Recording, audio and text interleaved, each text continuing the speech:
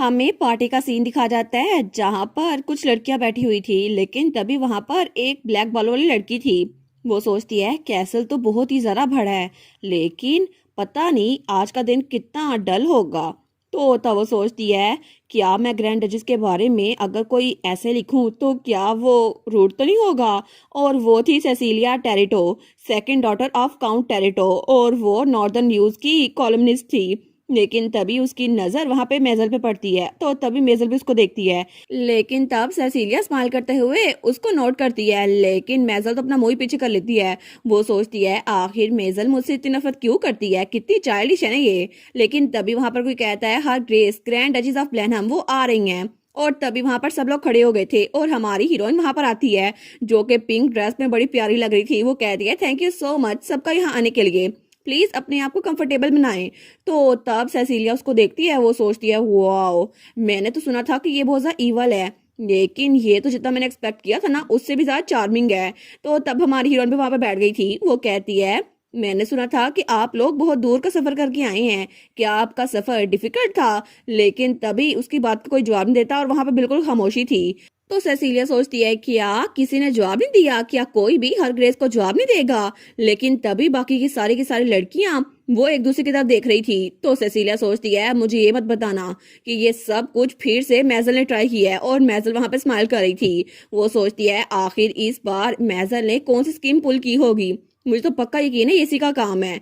लेकिन तब वहां पर जब बिल्कुल खामोशी थी ना, तो हमारी हीरोइन वो सोचती है अच्छा कोई भी जवाब नहीं दे रहा, ये तो ऐसा लगता है किसी ने इनको जानबूझ के बोला है कि यहाँ पे अपनी जुबान बंद रखें। लेकिन तभी मेजल कहती है वेल ये इतना भी ट्रबलसम नहीं था योर ग्रेस, क्योंकि ग्राउंड तो आजकल बड़ा अच्छा हो गया है, इसी वजह से कैजिस के लिए गुजरना आसान था।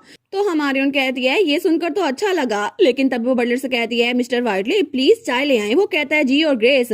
लेकिन मेजल सोचती है ठीक है जैसा तुम्हें एक्ट करना है करती रहो, क्योंकि यहाँ पे कोई भी चाय को हाथ नहीं लगाएगा जो तुमने सर्व की होगी, क्योंकि यहाँ पर तो बहुत सारा खाना आएगा। लेकिन मैंने पहले सबसे कह दिया है कि यहाँ किसी खाने को हाथ ना लगाए।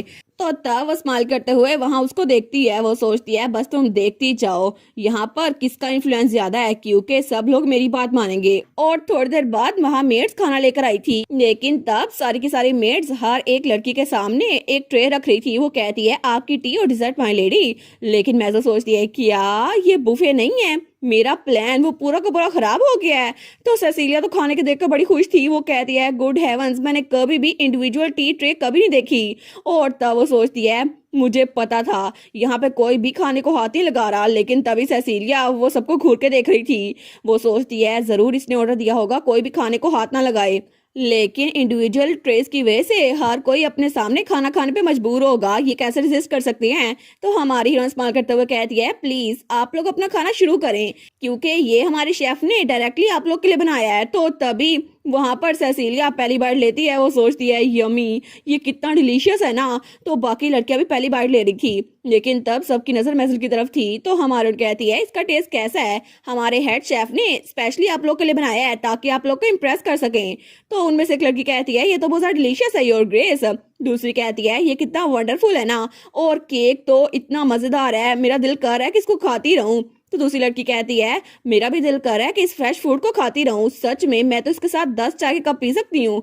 लेकिन मेजर को ये सब कुछ सुनकर अच्छा नहीं लग रहा था। वो सोचती है हाँ जैसे कि इसकी ये बात मुझे रोक ही ना दे। तो तभी वो चम्मच वहां पर रखते हुए कहती है मुझे माफ कीजिएगा योर ग्रेस, लेकिन मैं श्योर नहीं हूँ कि मैं ये स्वीट्स खा सकती हूँ। हमारन कहती है इसका क्या मतलब हुआ, क्या आपको ये पसंद नहीं आई। वो कहती है बात ये है कि स्प्रिंग फ्रूट वो तो ब्लेनम में बहुत ही ज्यादा कम मिलते हैं, इसी वजह से, क्योंकि यहाँ पे रोड्स ब्लॉक रहते हैं स्नो की वजह से। लेकिन ऐसे ही डिजर्ट के ऊपर फ्रूट्स को पाइल करना ये तो बिल्कुल फजूल खर्ची हुई। उसकी बात सुनकर बाकी सारी लड़कियां जो खा रही थी ना वो बिल्कुल चुप हो गई थी, उन्होंने खाना बंद कर दिया था। तो मेजल कहती है मुझे लगता है कि नॉर्दर्न सेंसिबिलिटी की वजह से मैं इसको नहीं खाऊंगी। तो हमारी सिसिलिया सोचती है ये क्या बात कर रही है, फ्रूट के थोड़े से पीसेस को या यशी कह रही है। लेकिन तभी हमारी हीरोइन उसको देखती है। वो कहती है ओ डियर, मुझे रियलाइज नहीं हुआ था कि एबोर हाउस होल्ड वो बहुत ज्यादा स्ट्रगल कर रहा है। तो मेजल कहती है क्या। तो हमारी कहती है सच में आपके घर में स्प्रिंग के सीजन में भी फ्रूट नहीं मिल रहा, मुझे तो आपके लिए बहुत ज्यादा बुरा लग रहा है, कैपिटल में तो ये मैजिक करना भी बहुत ज्यादा मुश्किल था। तो मेजल कहती है क्या नहीं नहीं ये मेरे घर का मामला नहीं है, असल में यहाँ पर। तो वो कहती है आप लोग के बारे में क्या, क्या आपके घर में भी फ्रूट नहीं मिलता? यहाँ पर तो हर एक जगह पर, हालांकि होटल्स में भी फ्रूट्स वाले पाए मिलते हैं। तो पीछे से सेसिलिया कहती है हम लोग तो आराम से फ्रूट्स खाते हैं। लेकिन तभी मेजल को तो गुस्सा आता है। वो सोचती है सेसिलिया ये मेरे खिलाफ बोल रही है। तो तब बाकी लड़कियां भी कहती है वेल स्प्रिंग में तो फ्रूट्स बहुत ज्यादा होते हैं, इसी वजह से हमें कोई मसला नहीं होता। हमारी कहती है सच में आप लोगों को कोई मसला नहीं है? तो तब वो मेजल की तरफ देख के कहती है इसका मतलब है एटलीस्ट इस कैसल में तो आप अपना दिल खोल के फ्रूट्स खा सकती हैं लेडी मेजल। तो मेजल सोचती है क्या उसकी तो इंसल्ट हो गई थी। तो हमारी उन कहती है मिस्टर वार्टली प्लीज लेडी मेजल के साथ फ्रूट्स की एक बास्केट भेजिएगा। वो कहता है जी और ग्रेस। तो हमारी उन कहती है क्या किसी और को फ्रूट्स चाहिए? तो सब लोग हंस रहे थे। वो कहते हैं नहीं नहीं और ग्रेस हमें नहीं चाहिए। लेकिन मेजल उसकी तो इतनी जरा इंसल्ट हो गई थी। तो तब वहां पर सेसिलिया वो सोचती है ये कितना एंटरटेनिंग लग रहा है ना। मुझे पता था कि कैपिटल की विलनेस इसके बारे में जो कहानियां थी ना वो इतनी भी बुरी नहीं थी। इसने तो अपना हाथ उठाए बगैर मेजल का मुंह बंद करवा दिया। लेकिन तभी हमारी हीरोइन की नजर सेसिलिया पे पड़ती है। वो कहती है लेडी सेसिलिया क्या आप सर नोटन की बहन है ना? वो कहती है जी जी और ग्रेस। तो हमारी कहती है सर नोटन मेरे सबसे ज्यादा ट्रस्टेड नाइट में से एक हैं और वो तो बहुत ज्यादा रिलायबल और डिपेंडेबल है। वो कहती है आप तो कुछ ज्यादा तारीफें कर रही हैं योर ग्रेस। हमारी कहती है आपकी तो मॉडेस्टी भी आइडेंटिकल है। लेकिन तब मेजल कहती है तुम तो कॉमन लोगों के लिए कुछ लिखती हो ना, है ना? आखिर तुमने उस बारे में हर ग्रेस को क्यों नहीं बताया? उसका नाम क्या था? Northern gossip. लेकिन वो तो सेसिलिया का मजाक उड़ाने की कोशिश कर रही थी। तो सेसिलिया कहती है नहीं उसका नाम है नॉर्दर्न न्यूज।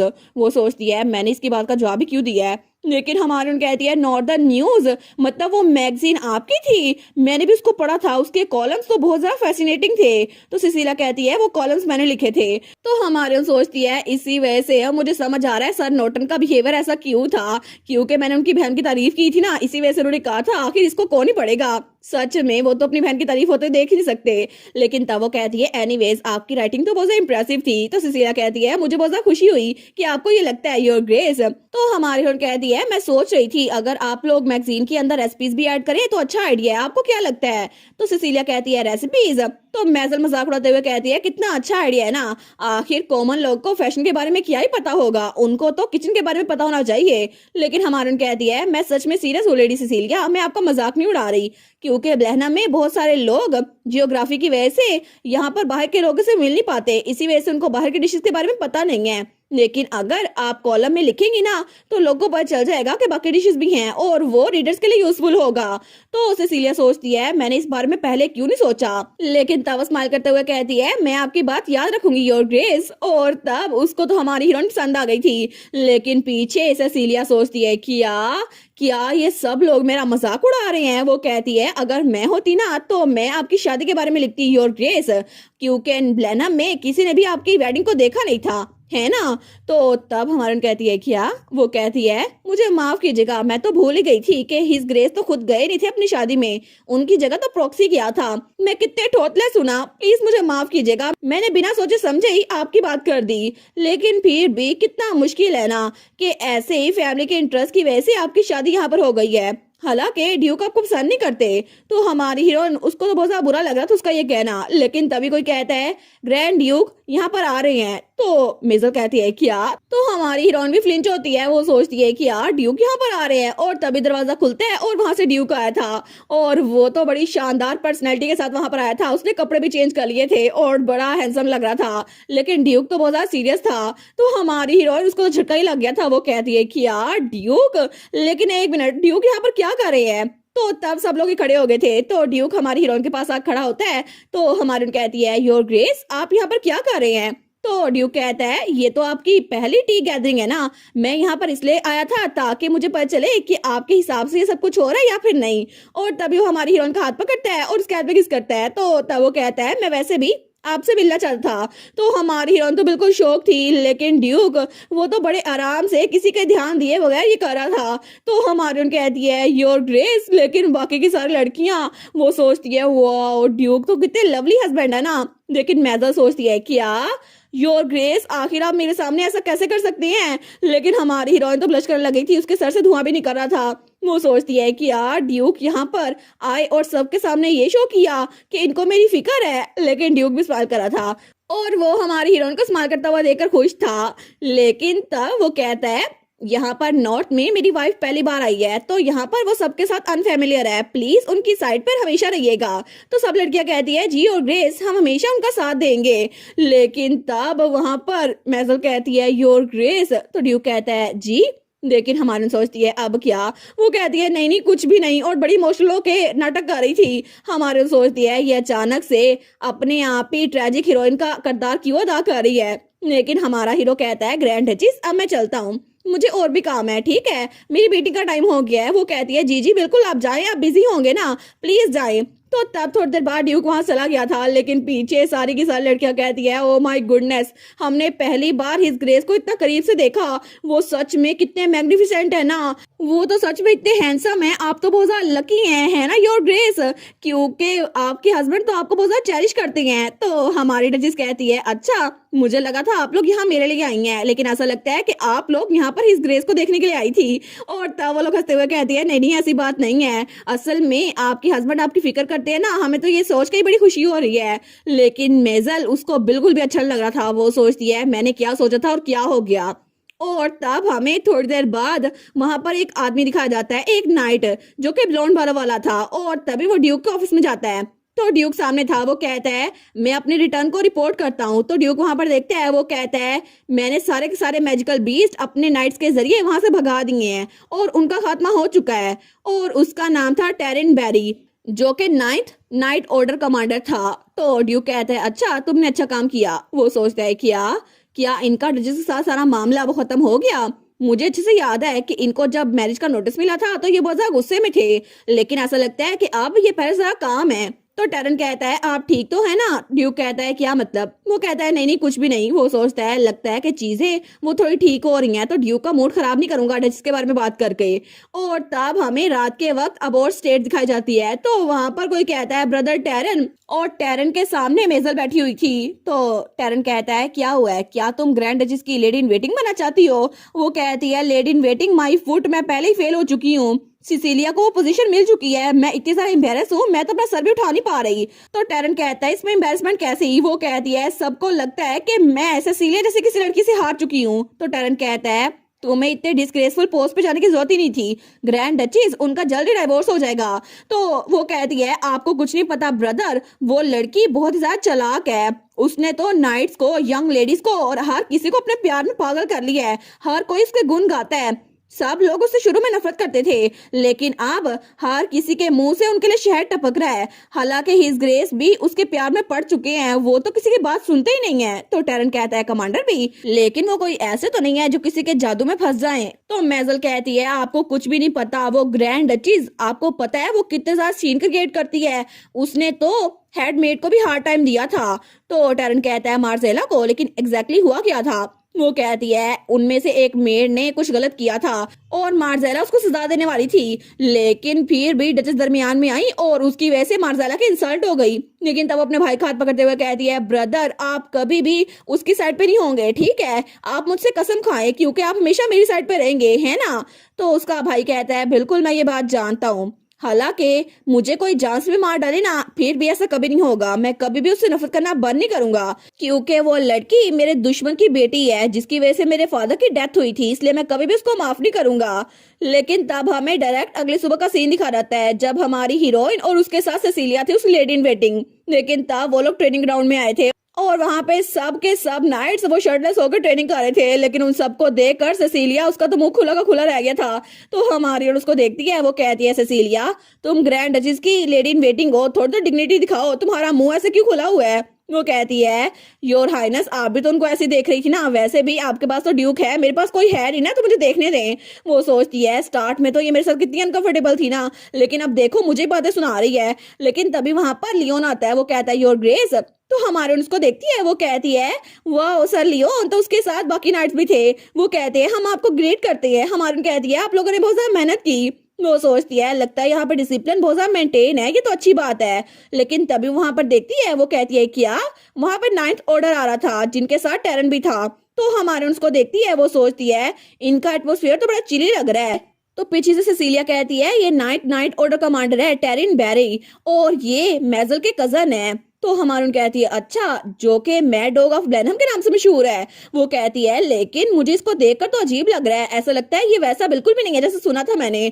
तो सेसिलिया कहती है इसके चेहरे से बेवकूफ ना बनिएगा। तो तभी टैरन उसके सामने आता है और कहता है मैं आपको ग्रीट करता हूँ योर हाइनेस, लेकिन तभी उसको बड़ा घूर के देखता है। हमारे सोचती है मैंने कितने लंबे अरसे बाद इतनी प्योर हॉस्टैलिटी किसी की आंखों में देखी है। लेकिन असल में बात यह है इनके लिए तो मैं दुश्मन की बेटी हूँ, क्योंकि मैंने सुना था कि 9th नाइट ऑर्डर कमांडर उन्होंने अपने बहुत सारे फैमिली मेंबर्स जंग के दौरान खोए थे, क्योंकि ये जंग शुरू मेरे फादर ने की थी। इसी वजह से उनको लगता है कि ये सब कुछ मेरी वजह से हुआ था, लेकिन इसी वजह से वो मुझसे नफरत करेंगे। तो हमारे स्माइल करते हुए कहती है आपसे मिलकर खुशी हुई सर टैरन, मेरी तरफ से ये आपके लिए छोटा सा गिफ्ट है। तो वो उसको वो पाउच देती है, लेकिन टैरन उस पाउच को देखता है। वो सोचती है वेल अब तो ये एम्बैरेसिंग होगा कि ये मेरे हाथ से पाउच नहीं लेगा। तो तब वो तो उसको बड़ा घूर के देखी जा था, उसके हाथ से पाउच लेता ही नहीं है। वो सोचती है मैं पूरी कोशिश करूंगी कि कोई भी मुझसे नफरत ना करे, लेकिन एक चीज है जो कि मैं कभी नहीं बदल सकती, अपनी आइडेंटिटी। तो तब वो कहती है सर टैरन, और तभी जबरदस्ती उसके हाथ में वो पाउच पकड़ा देती है। वो स्माइल करते हुए कहती है आपके साथ काम करके बड़ा अच्छा लगेगा, और वो स्माइल कर रही थी।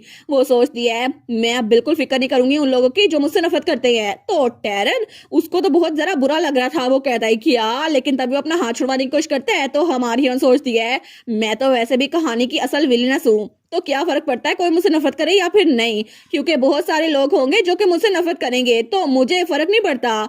लेकिन तब थोड़ी देर बाद टैरन वो तो वापस जा रहा था महल से दूर। वो सोचता है मैंने पूरी ओपन हॉस्टिलिटी शो की थी, लेकिन उन्होंने इस बात पे ध्यान नहीं दिया, और उसके हाथ में वो रुमाल था जिसके ऊपर भी वो गोल्डन लाइन से लिखा हुआ था। वो सोचता है मैंने सही सुना था कि वो कैपिटल की विलनेस है, लेकिन सच में उसमें बहुत ज्यादा गट्स हैं। तो तभी उस रुमाल को देखता है तो उसे याद आता है जब हमारे हीरो ने कहा था आपके साथ काम करके बड़ा अच्छा लगेगा। तो तब वो सोचता है मैंने जब उनको देखा था ना तो वो स्माइल कर रही थी, लेकिन मुझे बिल्कुल भी अच्छा नहीं लग रहा था, मुझे लग रहा था वो मेरी दुश्मन की बेटी है। तो मैंने सीधा मुंह ही पीछे कर लिया। वो कहता है थैंक यू, और उसने वो रुमाल ले लिया था। लेकिन वो सोचता है मैंने ऐसा क्यों किया था, मैंने तो बिना रियलाइज किए मुंह पीछे कर लिया था, मुझे उनको जवाब देना चाहिए था।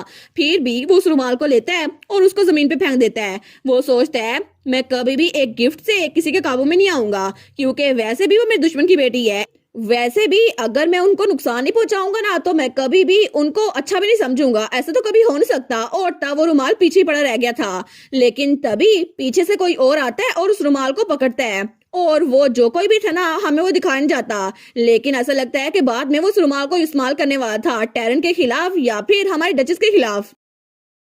और इसी के साथ ये वाला पार्ट यहीं पर ख़त्म। तो आप लोग बताइएगा आप लोग को ये पार्ट कैसा लगा, और वीडियो को लाइक और चैनल को सब्सक्राइब लाजमी कीजिएगा।